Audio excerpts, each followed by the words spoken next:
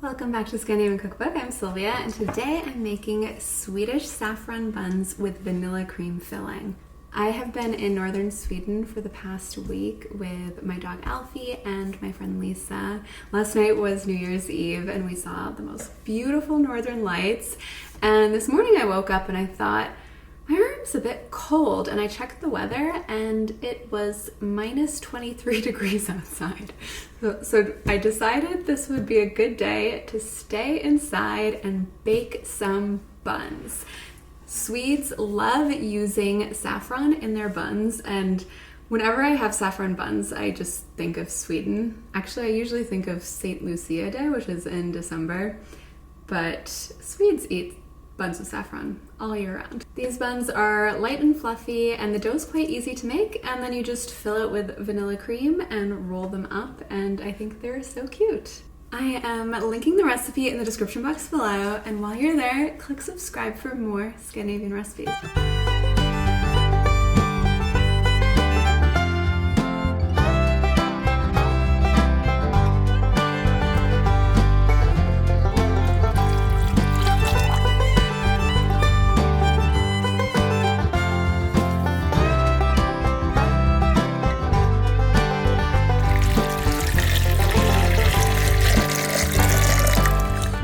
Just waiting for the milk and butter mixture to cool to room temperature before I add the yeast.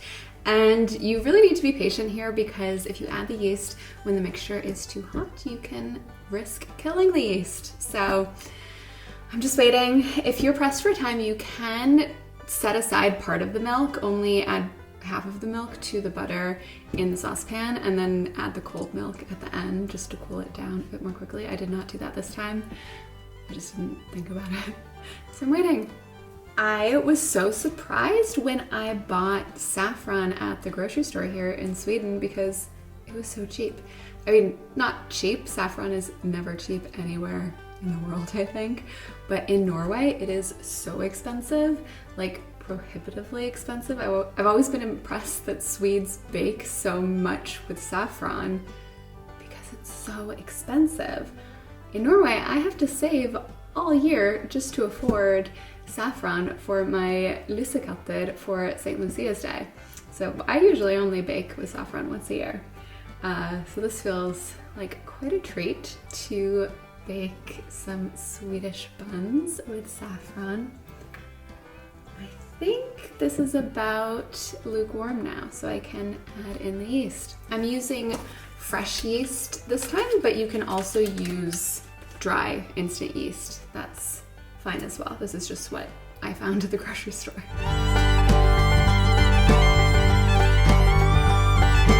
I have halved the recipe just because Lisa and I are traveling and there are only so many buns the two of us can eat, and I obviously can't freeze them. Actually, probably could freeze them because it is so cold outside. They'd probably stay frozen in the trunk of my car. If you've watched some of my other baking videos, you probably already know that I always try to use cardamom seeds and grind it with a mortar and pestle just because you get so much more flavor that way. However, there's no mortar and pestle here, and I couldn't actually find whole cardamom seeds at the supermarket here in Sweden. So I am using pre-ground cardamom, which I don't love. And I'm gonna add a bit extra just for a bit more flavor. It's better than nothing. I always like to put some cardamom in all of my sweet buns. Also, it came in this cute little vial, so that was a nice consolation. If I must use pre-ground cardamom, at least it's packaged cutely.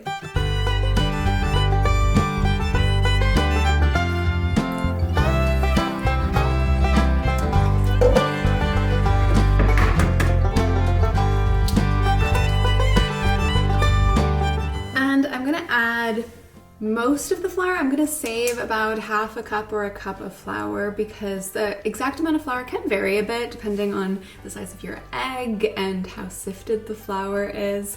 So I like to add less at first because you don't want to have too much flour in your dough, then it can get tough. So it's better to add the last of the flour slowly because you may need a little less or possibly a little more. You want the dough to be on the sticky side, but not too sticky to knead by hand.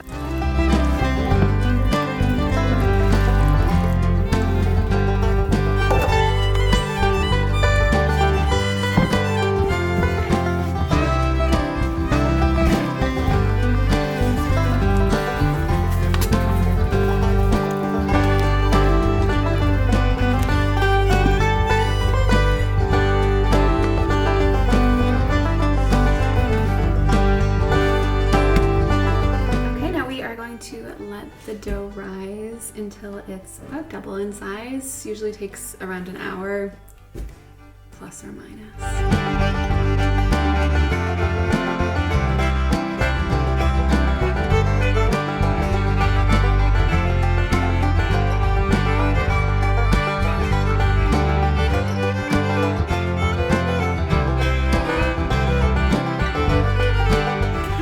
The dough has finished rising now, so I am going to roll it into a long sausage and then divide it into, I'm going to divide this one into about 20 pieces because I'm making half of the recipe, but if you're making the full recipe, you'll divide it into about 40 pieces.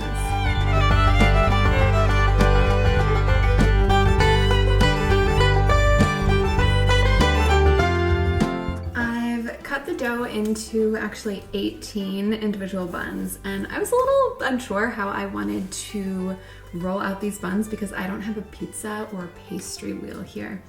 So I'm gonna do something a bit different today and make some, they're kind of like a flower shape.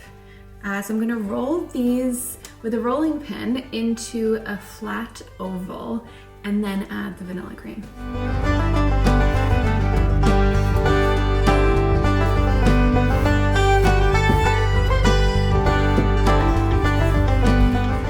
This doesn't have to be perfect because we are going to roll this up anyway.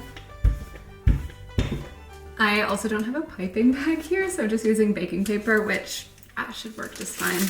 I'm just going to pipe one strip of vanilla cream across the top of the oval.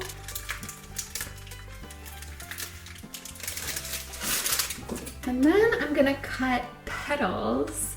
Let me see how many I want. 1, 2, 3, 4, 5, 6. Yeah, I think that looks good. And then I simply roll the bun into a tube. And then I'm going to shape it into a circle. Yeah, and then do that with all of these buns.